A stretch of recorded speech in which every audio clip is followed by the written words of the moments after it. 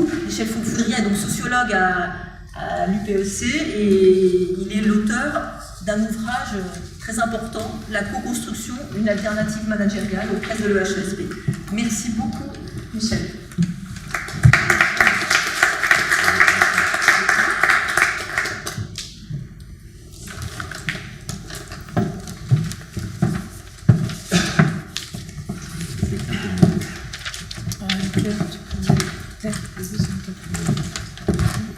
Ah, pardon. Je vais la retrouver. Je l'ai mis sur un autre.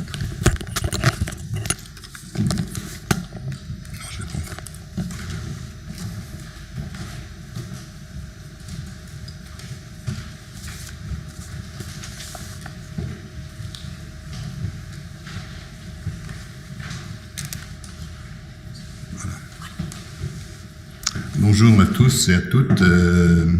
Donc merci Claire d'avoir proposé des remerciements avant même que j'ai commencé. Donc je me présente très rapidement. Je suis sociologue, j'ai appris la sociologie avec l'équipe de Pierre Bourdieu, puis avec l'équipe de Michel Crozier et de Renaud Saint-Saulieu. Donc du même coup, je suis un peu déjà hybride d'un point de vue théorique. Et je suis aussi également hybride parce que j'étais à la fois chercheur, enseignant-chercheur à la fac, auprès de jeunes étudiants, mais auprès de travailleurs sociaux qui ont repris leurs études dans des dispositifs de formation continue. Et puis, je suis intervenant et consultant. Et donc, à ce titre-là, j'ai participé avec d'autres sociologues en France à pas cette invention, mais en tout cas à cette contribution pour essayer de faire advenir ce qu'on appelle aujourd'hui une sociologie de l'intervention, c'est-à-dire une branche de la discipline.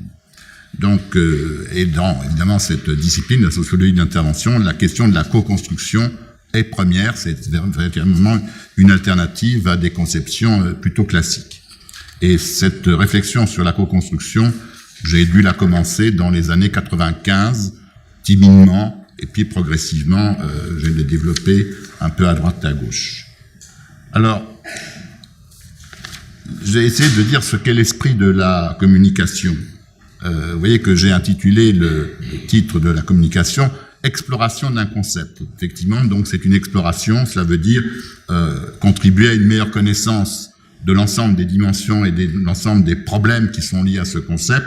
C'est un dossier qu'on va ouvrir, en gros, très rapidement, avec quelques idées, quelques réflexions. C'est donc... oui, une ouverture, une communication qui surtout ne va pas se contenter de défendre un aspect normatif de la question de la co-construction, mais qui va plutôt aussi s'appuyer sur des réflexions et sur des leçons issues d'un certain nombre de recherches empiriques et sur les leçons d'un certain nombre de disciplines qui permettent de voir effectivement comment on peut appréhender la question de la co-construction et surtout appréhender la question de sa mise en œuvre. Donc, la communication s'articulera finalement en 4 points essentiellement. D'abord, les justifications de la co-construction, pourquoi on en parle, quel est son intérêt. À partir de là, quelle est la traduction méthodologique globale. Donc, ça reprend effectivement un certain nombre de points qui ont été déjà évoqués par la méthode simple et par l'exposé du cas. Et puis, il faut revenir effectivement sur quelque chose qui est très réaliste, c'est-à-dire, oui, il y a des difficultés et des limites à la co-construction, d'où ce titre. Est-ce que c'est une utopie? Peut-être, mais à partir de la réflexion sur les difficultés rencontrées, je crois qu'on peut aussi inventer, ou en tout cas construire, un certain nombre de pistes méthodologiques d'ordre technique qui permettent de réduire certaines difficultés, de ne pas les faire disparaître, mais de les réduire. Et à ce titre-là, vous voyez que ça permet d'osciller entre finalement l'utopie et le bricolage raisonné, qui est effectivement la fin de la communication. Alors, les justifications, elles sont évidemment au nombre de plusieurs. La première, avant de parler de la justification, essayons d'avoir une première définition de la co-construction. Alors, c'est la définition que j'ai proposée, qui est reprise. C'est une définition qui est reprise par la plupart des gens qui écrivent sur la co-construction. En gros, c'est un processus par lequel les acteurs différents confrontent leurs différents points de vue, s'engagent dans une transformation de ceux-ci par l'échange, par la délibération, et puis s'accordent sur des traductions, c'est-à-dire qu'ils échangent, ils transforment leur point de vue, et à un moment donné, advient un point de vue partagé, donc en tout cas des traductions qu'ils ne perçoivent plus comme incompatibles. Ça ne veut pas dire qu'ils disent la même chose, mais en tout cas, ce qu'ils disent ou ce qu'ils pensent n'est pas incompatible, donc du même coup, ils peuvent s'accorder. Donc voilà, c'est une première définition. Alors, ce qui permet tout de suite de différencier vous voyez, très clairement les concepts voisins de la consultation ou de la concertation. Donc il y a évidemment les trois mots exprime, confronte, recherche l'accord, décide. Et vous voyez que la question de la co-construction, elle est très précise. Et tous les auteurs sont d'accord, c'est à la fois l'un et l'autre de ces points. Et l'observation que l'on fait malheureusement sur la plupart des dispositifs qui se revendiquent en termes de co-construction sont souvent des dispositifs de consultation, et uniquement. Donc, du même coup, il y a un effet Leurent. Donc ça, c'est un processus que l'on reconnaît aussi au niveau politique, où on parle de co-construction ou on parle de co-construire, mais en fait, on n'a fait que consulter, c'est-à-dire que la question, la décision appartient encore à d'autres acteurs, c'est-à-dire aux acteurs dominants et dirigeants. Donc, première justification, elle a été présentée tout à l'heure. La première justification, c'est l'efficience du processus. Alors, pourquoi l'efficience du processus? C'est évidemment l'histoire de la fable de l'éléphant est intéressante. Cela assure une approche pertinente de la complexité. Donc, par la richesse de la pluralité des points de vue, on peut arriver à tendre vers une compréhension de cette complexité. Ça ne veut pas dire qu'on atteindra la vérité. À la limite, ça n'est plus intéressant, mais c'est en tout cas d'avoir une approche la plus objective, enfin en tout cas, ou la moins subjective de la complexité. Et puis, puisque c'est parlé sans arrêt, donc par le biais des libérations, évidemment, tout le monde va prendre en compte les événements, les incidents qui se produisent. Donc c'est ajusté au plus près. Donc là, ça renvoie à ce qui était dans l'exposé tout à l'heure, me semble-t-il, sur effectivement l'instantanéité, l'immédiateté, sinon on ne peut pas le faire. Et puis, dans la justification, c'est que l'assurance d'un respect des accords, qu'est-ce que ça veut dire? Ça veut dire que si j'ai participé globalement à la construction d'un accord autour d'un point de vue partagé, donc même si ce n'est pas la même forme, même si ce n'est pas la même façon de le dire, il n'empêche que je vais plus adhérer. Et donc, dans la mise en œuvre de cette décision, il y a plus de chances que ça soit facile. C'est-à-dire qu'en fait, la probabilité d'un désengagement opportuniste va être réduite. Ça, c'est évidemment une justification très importante, puisque ça pose vraiment la question de l'efficacité du dispositif.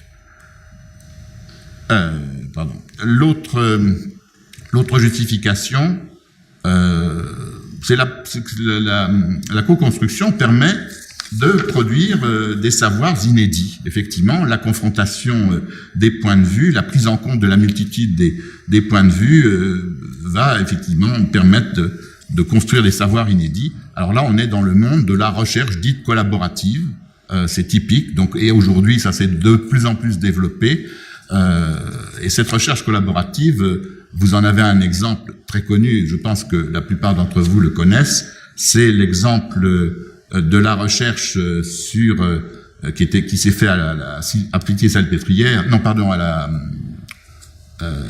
avec Montagnier, donc c'est à l'Institut Pasteur, avec les sidéens et les malades du sida. Et donc il y a eu une recherche collaborative dans les années 94-95, justement pour essayer de voir comment les traitements devait intégrer aussi la préoccupation des malades, c'est-à-dire le confort de vie. Et donc, du même coup, cela veut dire que les médecins, les chercheurs ont entendu effectivement un certain nombre de points de vue et ils ont intégré dans les protocoles de recherche d'autres pistes. Donc, ça a donné lieu évidemment à beaucoup d'articles dans les années qui ont suivi. Donc, voilà un exemple. Il y a aujourd'hui beaucoup de recherches collaboratives qui se font. Le troisième domaine de justification, c'est que écouter les points de vue des uns et des autres et écouter les points de vue autour des événements contingents, eh bien, il y a un affinement de la compréhension de ce qu'il se passe, c'est-à-dire qu'en gros, il y a une sensibilisation aux signaux faibles. Alors les signaux faibles, c'est important parce que seuls, on a tous les biais cognitifs qui fait qu'on les retient pas forcément, mais en même temps, ils sont anticipateurs de phénomènes qui peuvent s'aggraver. Donc cela rend les acteurs sensibles à ces signaux faibles qui permettent évidemment d'identifier de nouvelles problématiques qui sont émergentes et donc de commencer à les traiter à nouveau dans les temps. Donc voilà trois grandes justifications qui sont reprises par la plupart. Alors vous voyez bien que ça concerne des dispositifs de co-construction qui ne sont pas tout à fait les mêmes. Là j'essaie de rassembler l'ensemble des justifications possibles. Alors, maintenant, passons à la traduction méthodologique. Alors, revenons, si vous voulez, sur la définition. Donc, je complète la définition qui était proposée, donc processus visant à ce que tous les acteurs d'un système d'action, ou au moins un maximum d'entre eux, expriment et confondent les points de vue qu'ils ont sur un fonctionnement organisationnel, sur leur représentation de l'avenir d'un territoire, sur une innovation technique ou une problématique de connaissance ou tout projet. Donc c'est plutôt assez général. Ensuite, s'engage dans un processus d'intercompréhension. J'ai exprimé. Après, il faut qu'on se comprenne les uns les autres. Et cette intercompréhension, évidemment, suppose de l'échange, des questions, des réponses, des allers-retours. Et l'idée, c'est que de ces échanges va naître une convergence, c'est-à-dire vers un rapprochement d'un certain nombre de points de vue pour avoir cette traduction que je disais non incompatible. Et donc, c'est le dernier point, trouve un accord sur des traductions de leur point de vue qu'ils ne jugeraient pas incompatibles entre elles pour arrêter l'accord, le compromis sur un objet matériel. Alors, ça peut être une innovation technique, ça peut être un nouveau produit industriel ou un nouveau projet immatériel, un projet immatériel. Voilà cette définition. Alors, partons de cette définition-là, essayons de comprendre quels sont tous les problèmes et quels sont tous les processus que l'on va rencontrer. Donc, ça veut dire déconstruisons la définition. Alors, pour moi, déconstruire cette définition, c'est identifier les questions-problèmes que posent les différents éléments qui constituent cette définition. Alors, voilà ce que ça donne. Regardons, voilà le schéma. Donc, des acteurs différents. Des acteurs, alors c'est qui les acteurs? C'est qui les acteurs? Et donc, vous voyez que c'est pas si simple que ça. Est-ce que j'intègre les services financiers ou pas? Donc, qui décide d'intégrer ceci ou pas? Est-ce que je peux, moi, penser qu'ils sont importants d'être dans le groupe, dans cet ensemble? C'est pas pour autant qu'ils vont venir. Donc, du même coup, ça va poser un problème. Je les identifie, mais il y aura l'autre problème. Est-ce qu'ils vont s'enrôler et s'engager? Donc, c'est toute la question de l'engagement de ces acteurs. Donc, qui? Donc, c'est déjà un premier problème. Et puis alors, confronte, s'engage, s'accorde, mais où est-ce que ça se passe, ça? Où est-ce que ça se passe? Donc, il faut bien un lieu, il faut bien un espace, et donc, du même coup, il faut un temps précis, un espace dédié. Alors, moi et d'autres, on appelle ça des espaces dialogiques, c'est-à-dire des espaces où le dialogue, les échanges sont très importants.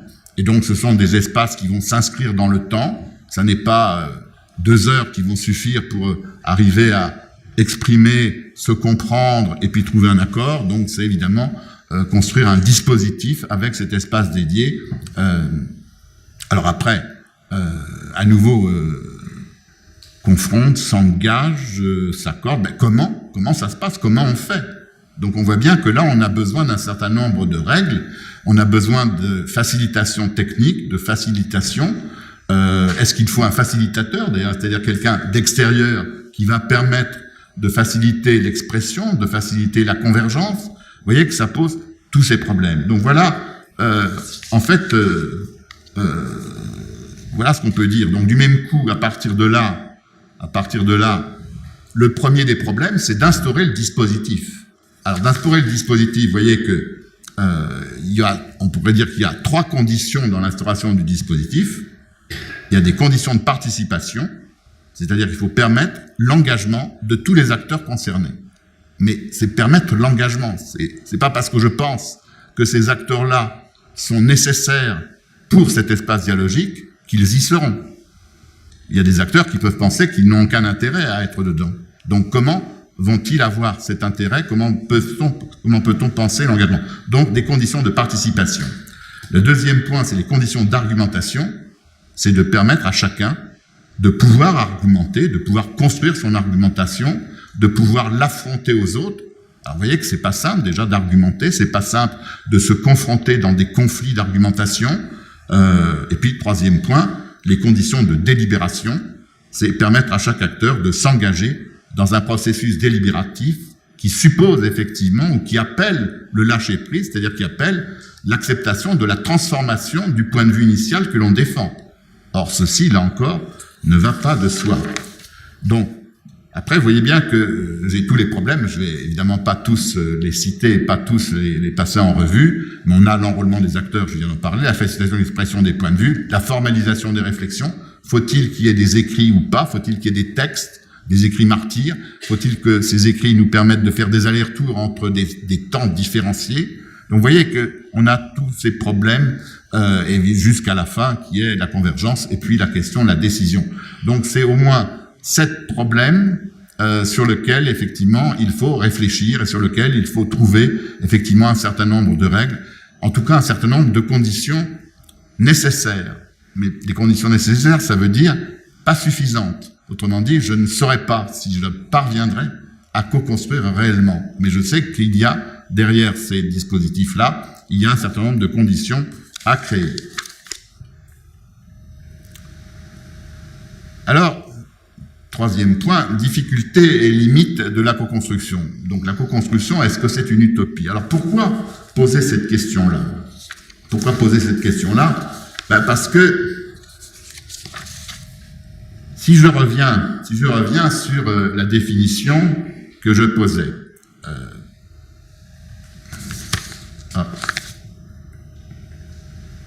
si je reviens sur la définition que je posais, il y a un certain nombre de principes qui sont des principes philosophiques qui sont fondateurs de la co-construction, mais qui sont fondateurs de la délibération d'une façon plus générale. Le principe d'équivalence, cela veut dire qu'en gros, ce qu'une personne va dire a autant de valeur que ce qu'une autre personne va dire. Donc il y a une équivalence. Le principe d'égalité, alors vous avez évidemment les 3 types d'égalité, l'égalité devant la règle, on est tous égaux devant la règle évidemment du débat, la règle instaurée par le dispositif, l'égalité de la parole dans l'espace dialogique, la parole, chacun peut prendre la parole, et l'égalité de pouvoir au niveau par exemple de la décision. Donc ce sont des mots de grec, l'isonomie, l'iségoria et l'isocratie, qui renvoient effectivement à ce qui se passait au niveau de la démocratie athénienne du 5e siècle. Le principe de la liberté de parole, chacun peut prendre la parole quand il le souhaite. Le principe de reconnaissance mutuelle, je te reconnais, je reconnais l'autre effectivement dans sa capacité d'exprimer un point de vue, même s'il est différent du mien, et c'est pas parce qu'il est différent du mien que je ne vais pas évidemment poursuivre à parler. Et puis un dernier principe qui est le principe du meilleur argument comme achèvement consenti de la délibération. C'est-à-dire qu'à un moment donné, qu'est-ce qui fait qu'on va s'arrêter, qu'est-ce qui fait qu'on trouve l'accord? C'est qu'à un moment donné, eh bien, il y a des arguments qui ont transformé et je n'ai plus de contre-arguments à un moment donné. Alors, ça ne veut pas dire que demain je n'en aurai pas, mais ça s'arrête au moment où je n'ai pas de contre-argument. Alors, vous voyez bien que ces principes-là sont très proches, très proches, voire sont vraiment presque issus de la théorie d'Habermas de l'agir communicationnel, qui défend évidemment les principes de la démocratie délibérative. Donc on est évidemment là-dedans. Alors, si la co-construction repose sur ces principes fondateurs, ou si elle a à voir avec ces principes fondateurs, qu'en est-il de la réalité? Ça, c'est de la philosophie. C'est quelque chose qui est finalement un ensemble de normes qui sont posées là. Et en fait, ce que l'on découvre, c'est un écart considérable entre les principes de la co-construction et les démarches réelles. Alors pourquoi? C'est-à-dire pourquoi effectivement on constate un saut normatif par rapport aux observations empiriques? C'est que cette co-construction, je la base sur effectivement ces principes. Et les premiers non-principes, qui sont des principes abstraits, c'est ce vers quoi les démarches devraient tendre. Mais cependant, est-ce que les acteurs sont des purs esprits qui se mobilisent au nom du respect de ces principes? Ces respects de ces principes, tout le monde peut les reconnaître comme valides. C'est pas pour autant, évidemment, que, même si on y adhère, que ça va transformer son comportement. Et donc, c'est là le problème. C'est là le problème. Alors, par exemple, un des premiers problèmes, on va regarder, par exemple, pourquoi l'expression des points de vue dans l'espace dialogique est un problème. Eh bien, parce que l'espace dialogique, c'est un espace social. Même si, effectivement, on a fait référence à ces principes d'égalité, de respect mutuel, etc., il n'empêche que tout espace social, y compris celui-là, est structuré par des inégalités et des asymétries et des rapports de pouvoir. Donc là, on est renvoyé à toute la sociologie classique, que ça soit de Bourdieu ou que ça soit Crozier. Enfin, disons qu'il y a beaucoup de dimensions qui ont été abordées par les uns et les autres, donc ça, c'est très connu. Et donc, si effectivement il y a ces inégalités qui ne vont pas disparaître tout de suite, eh bien, ça veut dire qu'elles vont générer des différenciations dans les possibilités de prise de parole, dans les capacités à argumenter, dans la façon même de trouver des formes d'argumentation, dans les formes d'engagement, dans les interactions conflictuelles, évidemment. Je suis plus ou moins apte à résister au conflit, à résister à l'emprise de l'émotion. Vous voyez que là, il y a plein de problèmes qui vont naître. Et donc, comment dois-je résoudre ces questions-là? Donc, je résume, évidemment, par ce schéma-là, qui est un schéma qui se base sur, effectivement, une réflexion de Bernard Lahire, un sociologue, où, effectivement, il évoque, pour la question de la compréhension des comportements, à la fois les propriétés dispositionnelles, mais aussi les propriétés contextuelles, c'est-à-dire celles du contexte. Donc, si par exemple, je prends des propriétés dispositionnelles, vous avez l'âge, le genre, les formations, la trajectoire sociale, j'en passe, il y en a d'autres, évidemment. Eh bien, l'âge va générer, effectivement, ou l'âge ou l'ancienneté va générer de façon peut-être de s'autoriser plus à parler quand on est dans l'ancienneté que quand on est jeune. Le genre, c'est plus les hommes peut-être plus que les femmes, je ne sais pas, mais en tout cas, il y en a qui le disent. La formation, là encore, les formations ne sont pas égales. Il y a des statuts liés au diplôme qui font qu'on se sent plus autorisé, plus légitimé à, etc. La trajectoire sociale, n'en parlons pas, c'est évidemment bien connu. Et de l'autre côté, dans la question contextuelle, vous avez la place dans le groupe. La place dans le groupe, eh bien, elle va générer effectivement une intériorisation, par exemple, d'une place non légitime. Et donc, si je ne me sens pas légitime dans le groupe, je n'oserai pas prendre la parole, je ne défendrai pas forcément mon point de vue. Donc, je suis présent. Oui, les acteurs différents ont été identifiés, ils sont présents dans le groupe, et néanmoins, la délibération ne va pas se faire comme je le souhaiterais. Donc voilà l'ensemble de ces inégalités et de ces asymétries. Alors, donc là, on pourrait se dire, mais comment on peut s'en sortir? Vous voyez qu'on a un problème. Est-ce qu'on peut quand même réfléchir sur des pistes méthodologiques? Est-ce qu'on peut envisager que la co-construction puisse devenir une méthodologie bricolée, mais raisonnée? Alors bricolée, ça veut dire qu'on réfléchit sur des conditions nécessaires, donc c'est raisonné, mais qu'en même temps, nous ne sommes pas sûrs, effectivement. Alors, il faut reprendre à nouveau les types de conséquences des inégalités et des asymétries au niveau, par exemple, du processus de recherche de convergence. Prenons celui-là. Donc, j'ai pris effectivement un certain nombre qui sont des différences dans la capacité à réagir face aux situations ambiguës ou incertaines, aux situations conflictuelles, aux situations à fort potentiel émotionnel, aux situations inattendues, improvisées. Les différences dans la capacité à coopérer, à faire confiance. Enfin, tout ça, c'est pas égal. C'est pas réparti de façon équitable. Donc, je passe, il y en a encore d'autres, hein, capacité d'adaptation, capacité à la créativité, à trouver des solutions originales, etc. Cela veut dire que sur chacun de ces points, je devrais trouver des pistes méthodologiques, des règles, des conditions, des techniques, alors qui peuvent être héritées de l'intelligence artificielle, de plein de choses, effectivement. Donc là, on va faire appel à la psychosociologie, on va faire appel à plein de choses diverses et variées, et nous pouvons effectivement envisager deux types d'actions. Alors, je disais, ce qui différencie nos capacités, c'est les propriétés contextuelles et les propriétés dispositionnelles. Les dispositions, ce sont les héritages. Donc c'est évidemment héritage, c'est les habitus, les schémas cognitifs, les attitudes. Donc ça c'est évidemment des choses qui ne se transforment pas si facilement, et néanmoins on peut agir dessus.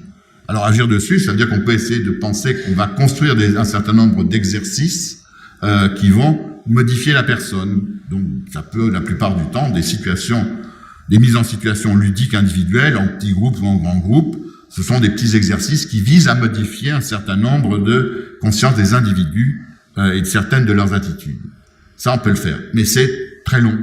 C'est très très long, c'est très aléatoire. Par contre, ce que l'on peut faire, sans doute de plus pragmatique et de plus simple, condition nécessaire, c'est d'agir sur les propriétés du dispositif. C'est-à-dire d'agir sur la définition des règles de la réflexivité au sein de l'espace dialogique. Et pourquoi, en agissant comme ça, on peut transformer? C'est que les règles, bien sûr qu'elles ne sont pas déterminantes, mais des règles sont des contraintes. Sont des contraintes qui suppriment, ou en tout cas qui réduisent beaucoup, certaines possibilités de comportement. Parce que si je ne respecte pas les contraintes qui sont celles des règles, eh bien, je risque d'être stigmatisé dans le groupe. Donc, c'est pour cette raison que un certain nombre de propositions de règles vont permettre de réorienter les comportements, en tout cas, de diminuer certains des comportements. Alors, les règles, ça peut être des actions très précises, c'est-à-dire que c'est tous les jeux, par exemple, entre l'alternance entre le grand groupe et le petit groupe, le travail avec des post-it. Enfin, vous voyez qu'il y a plein de petites choses comme ça. Si, par exemple, je veux réduire les inégalités de compétences à parler ou de compétences à s'exprimer, je peux travailler en duo, en binôme ou en petit groupe. Donc, je protège les gens de cette façon-là. Et à ce moment-là, ils vont effectivement pouvoir s'exprimer. Donc, je leur donne un temps dédié à cela, où ils vont exprimer. Après, on fait des grands groupes. Enfin, vous voyez, c'est des alternances plutôt classiques, mais qui vont permettre, malgré tout, à des personnes plus faibles dans le groupe, faibles en capacité, de pouvoir surmonter cette faiblesse momentanément. Donc, ça veut dire que c'est une vigilance de tous les instants pour construire une méthodologie en permanence avec un certain nombre de propositions de ce type-là. Sur la question de l'enrôlement des acteurs. Sur la question de l'enrôlement des acteurs, qui est effectivement la première question, c'est est-ce qu'ils vont s'enrôler? Eh bien, c'est la chose la plus difficile. Eh bien, la question de l'enrôlement suppose d'avoir construit avec eux, ou sans eux, mais d'avoir construit une question englobante, une question qui va les enrôler. Alors, je cite toujours, effectivement, pour cette approche-là, une expérience, en tout cas une recherche collaborative qui a été menée par Calon et Latour dans les années 70-75, c'est la question des coquilles Saint-Jacques, les coquilles Saint-Jacques de la baie de Saint-Brieuc.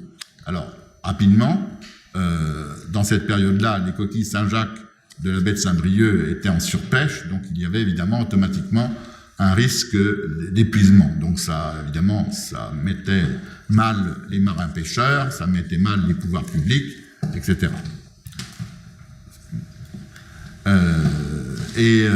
Ça mettait mal les pouvoirs publics. Et au moment même où il y avait cette inquiétude, il y avait des chercheurs à l'université de Brest qui travaillaient en collaboration avec des chercheurs japonais sur la reproduction des coquilles Saint-Jacques, parce que les Japonais élèvent les coquilles Saint-Jacques.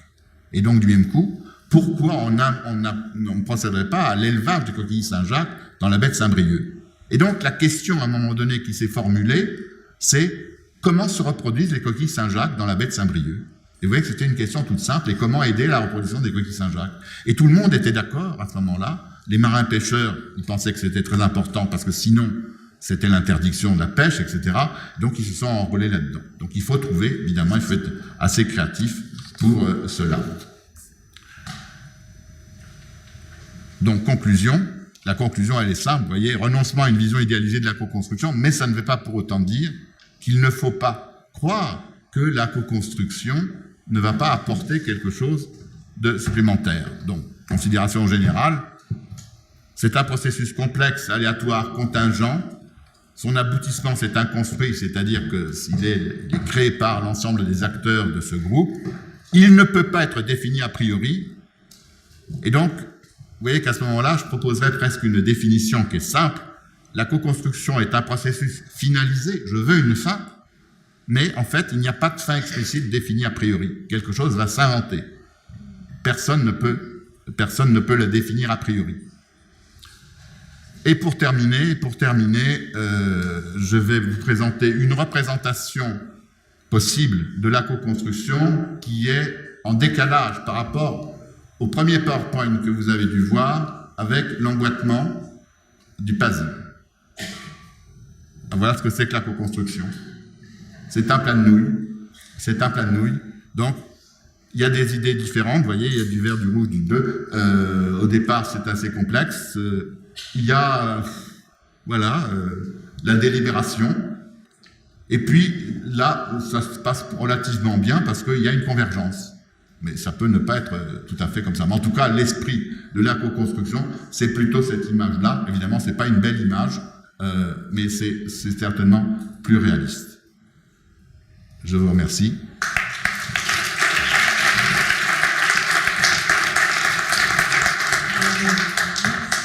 C'était formidable, c'était très éclairant, c'était très en cohérence avec notre présentation de terrain.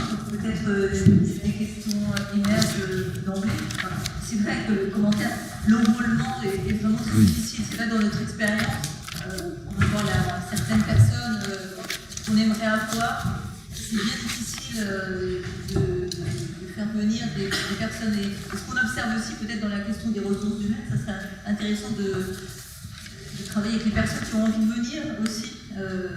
C'est peut-être plus facile que d'enrôler des personnes qui ne veulent pas venir. Mais vous aviez une question. Vous avez une question enrôlante aussi, quand même. Tout à l'heure, quand vous avez parlé du cas, vous disiez comment concilier finalement à la fois les valeurs du soin et les contraintes économiques. Et vous aviez effectivement une formule, c'est comment concilier ou comment allier l'efficacité et la durabilité, par exemple. Ce sont peut-être de telles questions qui sont des questions enrôlantes, parce qu'elles peuvent être partagées.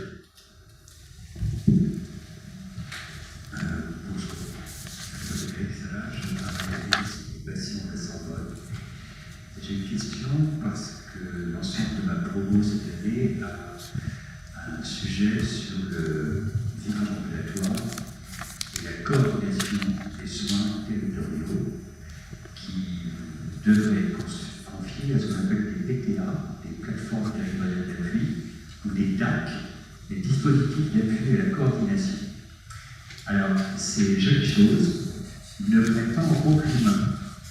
Comment pourrions-nous faire? Je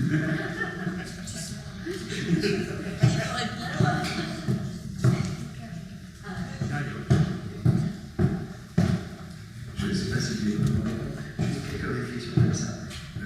On voit dans l'exposé de Michel, il y a énormément de paradoxes et de retournements dans la co-construction qui est à la fois tellement complexe que c'est peut-être utopique, mais en même temps qui peut être parfaitement réaliste, dans un certain nombre de règles qu'il nous donne, mais on sait aussi d'ailleurs accepter les incertitudes, les éléments comme ça. Les paradoxes, ils ne manquent pas dans les exposés de Claire ou dans les cas qui sont donnés.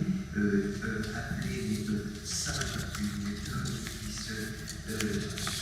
s'appelle à cette problématique si complexe, si lourde, ça fait partie des paradoxes. Alors, un des éléments c'est la réflexion que je propose, c'est un élément pour justement atténuer un peu les paradoxes et parce que c'est pas réel, que c'est pas complexe. C'est ce qui permet de limiter un peu le côté très théorique finalement de ces réflexions en revenant au réel. Encore une petite réflexion, quand moi, mon point de départ souvent pour me mobiliser sur ces cas, sur ces réflexions, sur les propositions d'activités pratiques, c'est la question de la violence. C'est le fait que le conflit frontal, le rejet de l'autre a une proximité, mais avec la violence, c'est que finalement,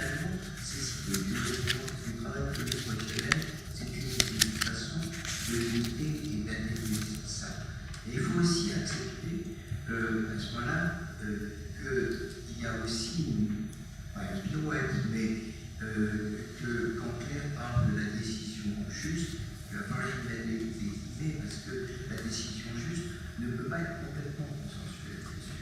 Alors moi je le formule, ma formulation, je la comprends, c'est aussi ce qu'on dit madame, c'est de dire qu'on va rechercher à plusieurs, non pas la bonne solution, mais la moins mauvaise des mauvaises solutions, la moins mauvaise des solutions qui aura au moins le mérite d'être accessible.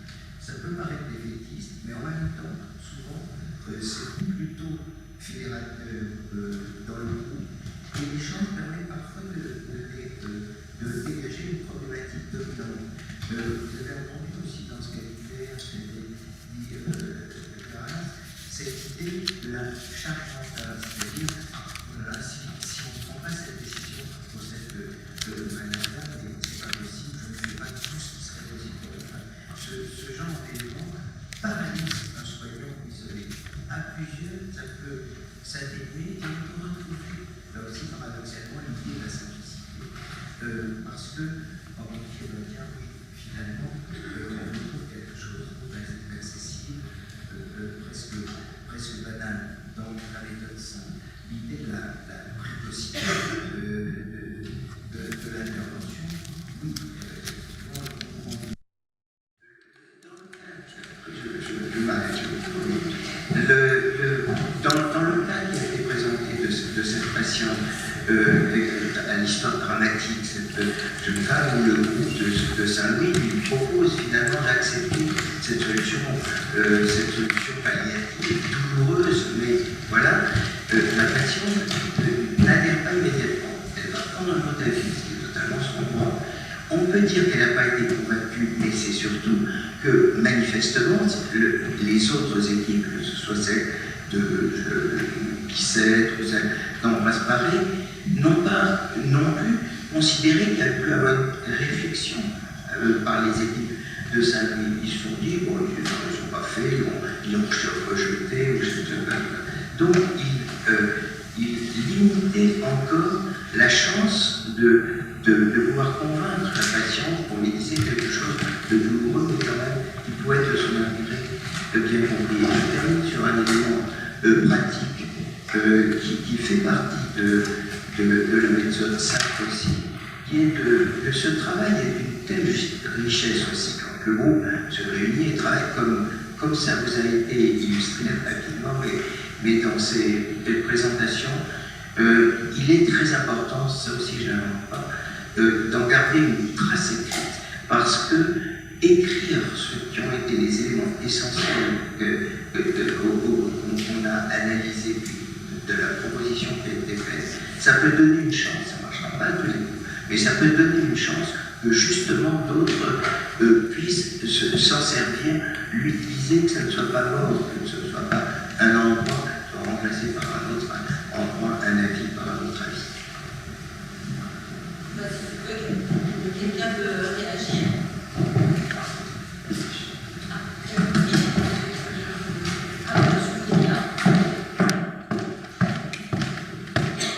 Moi, je suis tout à fait enthousiaste Brigitte Leblanc-Lemoine, néphrologue, conseiller médical de Constance. Je suis toujours très enthousiaste de cette méthode et moi, je voudrais insister sur le fait qu'il faut mélanger le général et le particulier. Dans le général, par exemple, la question que je me pose, c'est pourquoi est-ce que dans la cooptation, on n'arrive pas encore à avoir la direction générale de la paix de façon à avoir justement cette construction de quelque chose qui permettrait que tous les établissements de l'assistance publique, au moins, aient une position commune par rapport à ce genre de malade. De l'autre côté, il y a ce qui concerne le plus fin, quand M.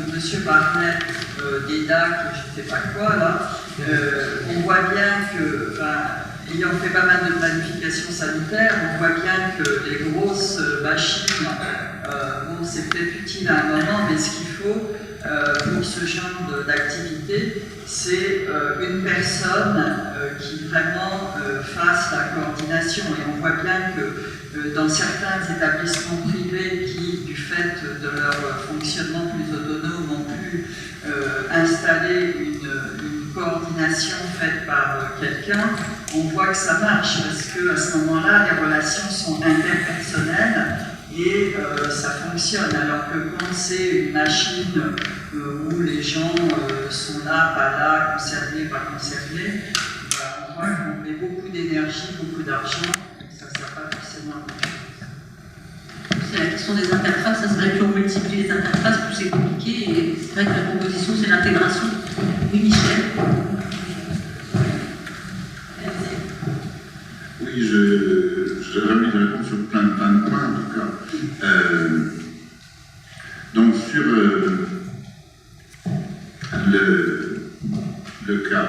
le cas de Madame N, effectivement, pour moi, il y a deux approches. Il y a l'approche du système, puisqu'il n'y avait pas d'hôpitaux qui ont été cités. Il y a Moise-Barré, la Rivoisière et Saint-Louis, c'est ça? Je peux compter. C'est pas mal. Et Moise-Barré, je me suis trompé. Et donc, du coup, quelque chose a manqué. Du coup, on est bien dans un système qui a manqué, c'est-à-dire qu'il aurait fallu effectivement avoir un travail de co-construction au niveau global de l'ensemble des hôpitaux. Et c'est vrai que ça suppose l'enrôlement d'un certain nombre de directeurs qui n'est pas le cas. Donc il y a ce problème-là qui pose la question de la limite. Donc il faudrait réfléchir sur par quel biais ou par quel type d'expérience, quel type de concrétisation d'expérience les directeurs pourraient être sensibilisés.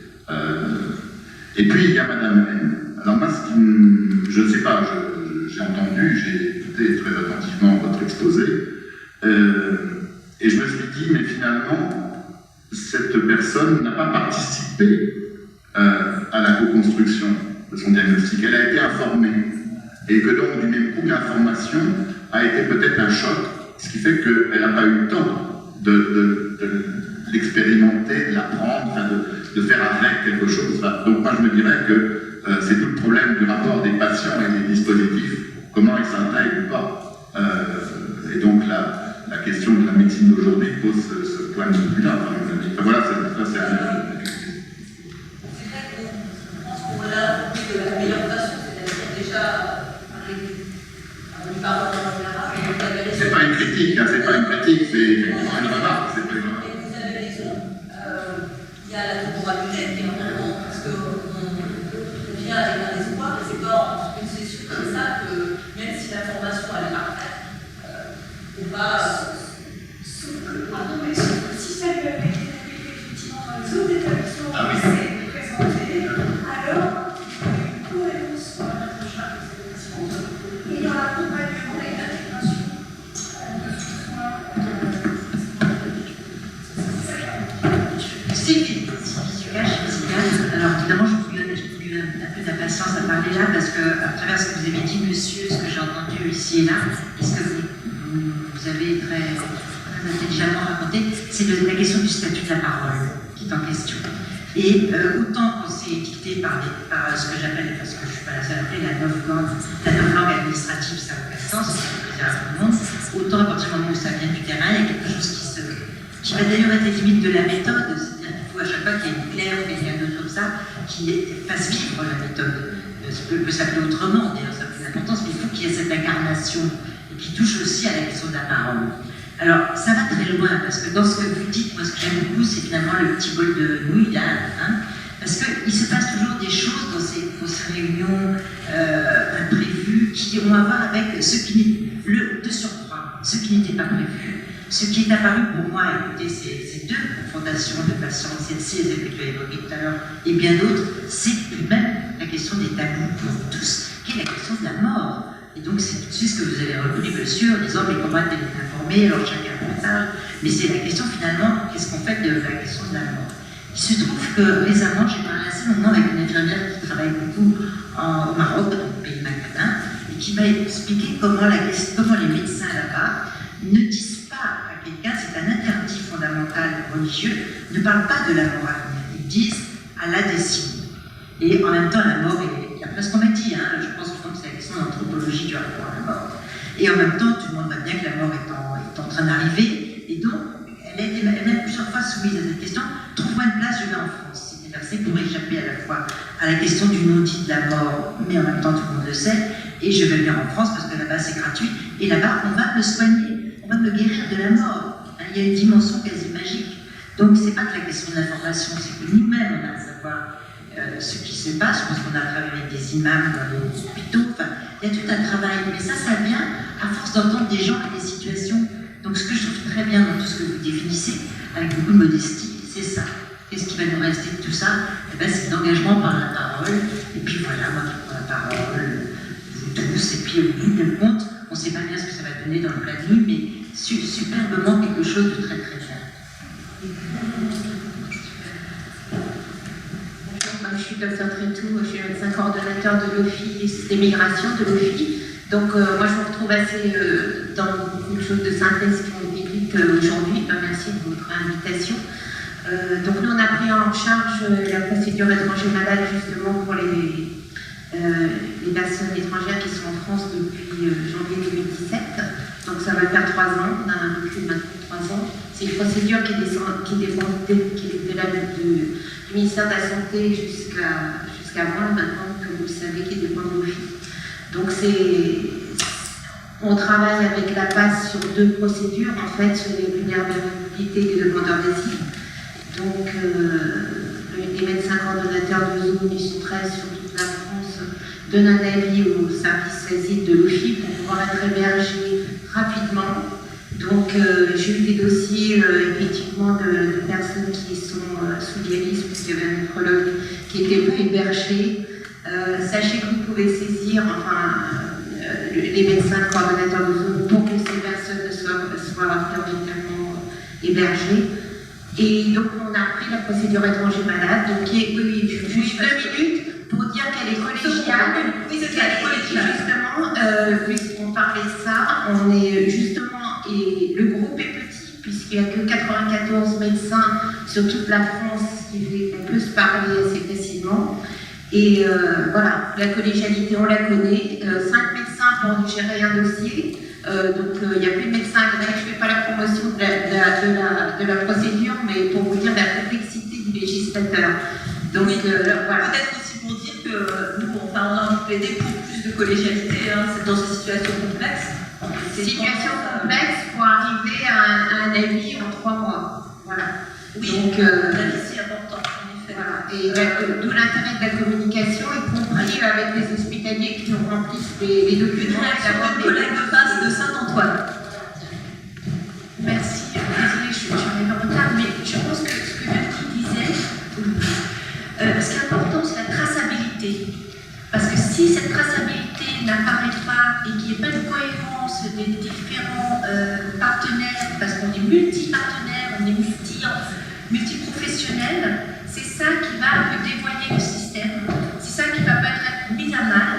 J'entends qu'un patient peut déposer tel discours avec tel praticien et puis au décours de l'évolution de la maladie, il y a d'autres données qui rentrent en jeu qui pourraient en effet affecter une prise de décision, etc. Mais si on est...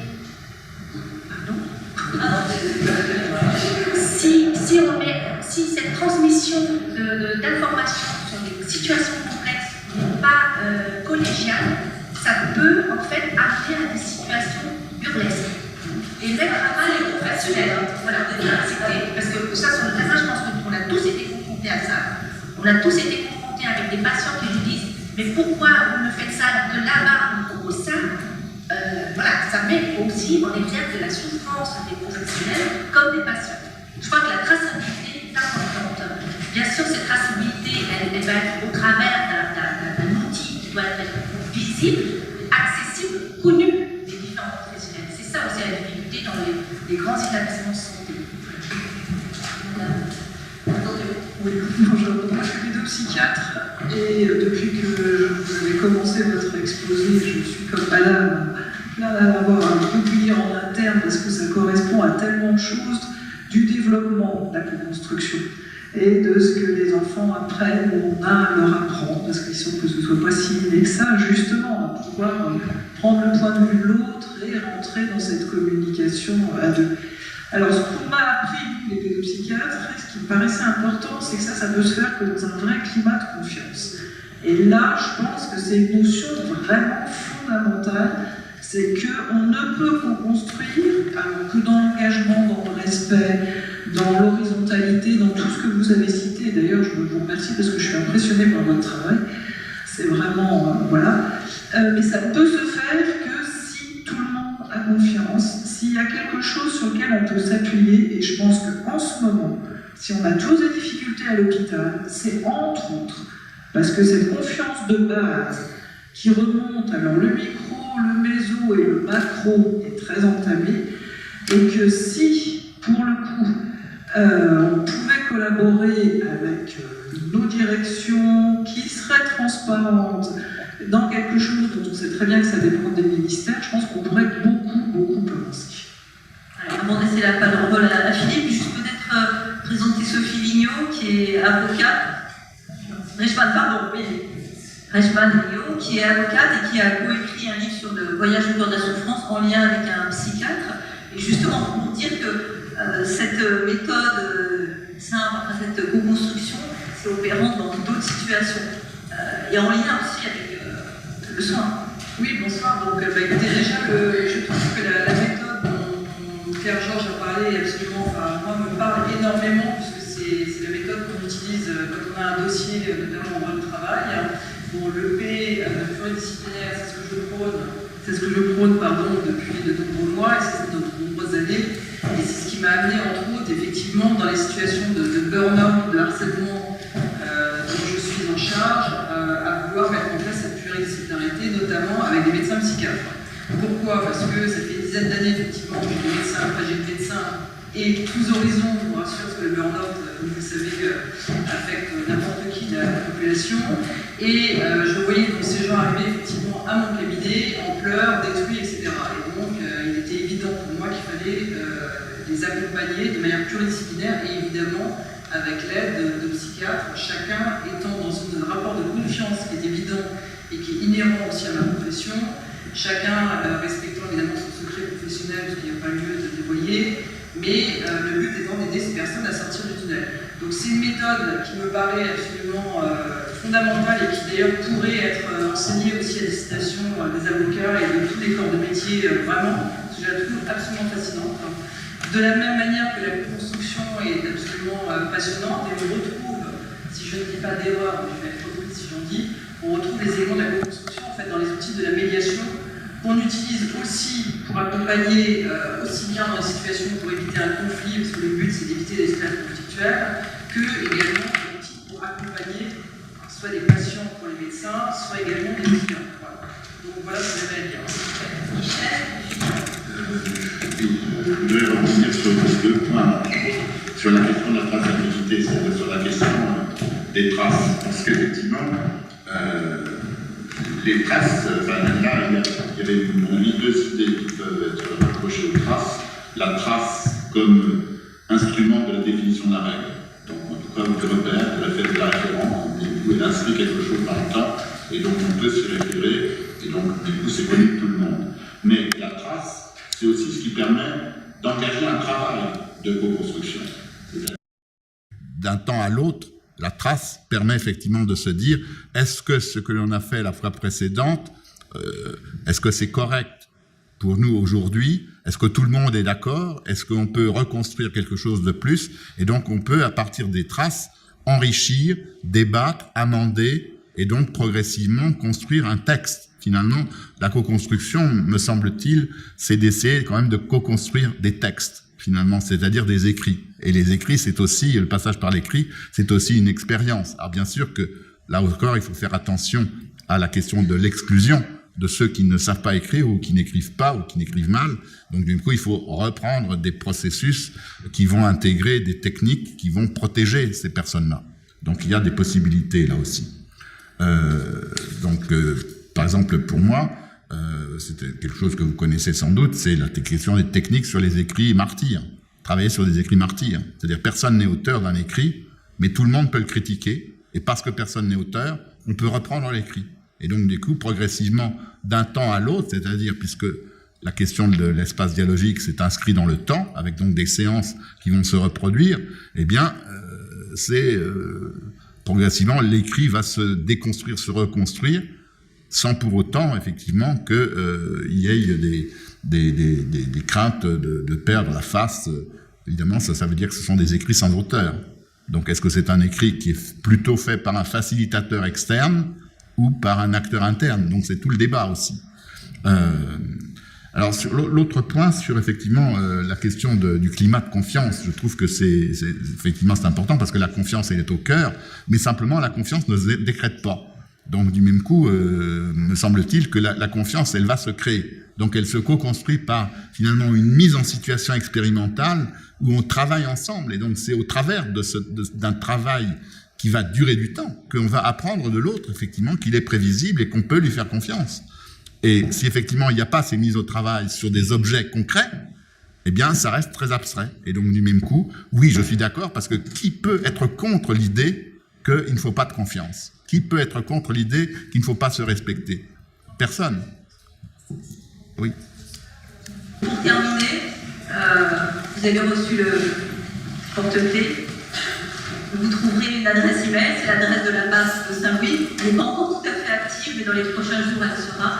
Donc n'hésitez pas à nous contacter, à la diffuser, si vous voulez contribuer à la réflexion, l'alimenter, poser des questions, suggérer des cas complexes.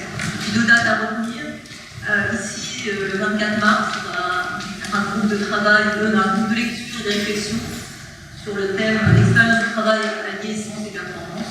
Puis notez la date dès à présent, salle Pierre-Larocque au ministère des Solidarités et de la Santé, une journée qui sera consacrée à la thématique de l'humain, une technologie d'avenir.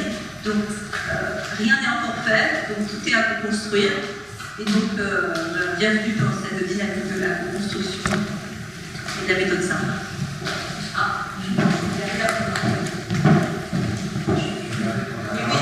Je suis Maxime Delagauche, je suis quelqu'un de très proche de Michel. On a créé l'Institut de recherche de la co-construction l'année dernière.